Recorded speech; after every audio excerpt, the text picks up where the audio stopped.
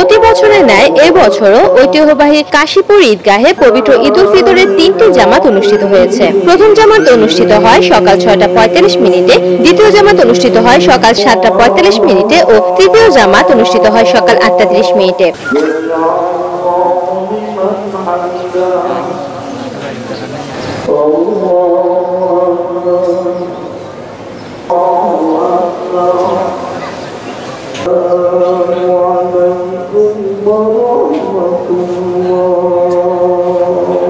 প্রথম জামাতে ইমামতি করেন কাশীপুর উত্তর গোয়ালবন্দর জামে মসজিদের ইমাম ও খতিব হাফেজ মাওলানা মুফতি আহমেদ হান্নান।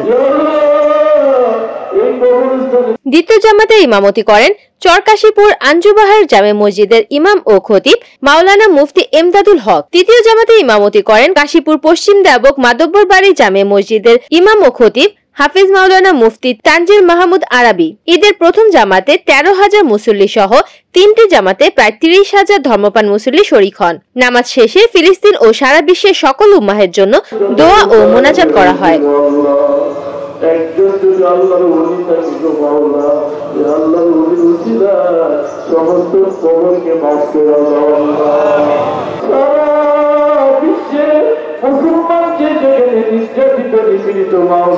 তোমার হাবিবের কেজি মোহাম্মদ গুলো নির্যাতিত যেখানে মাওলা, বিশেষ করে যে ফিলিস্তিন নবীদের সহ আমাদের নবীজিকে মেলাদের মাধ্যমে বাইতুল মুকাদ্দাসে নিয়া ইমামুল আম্বিয়া তুমি বানাইছো আল্লাহ। সুবহান রাব্বিকা রাব্বিল ইজ্জাতি আম্মা ইয়াসিফুন ওয়া সালামুন আলাল মুরসালিন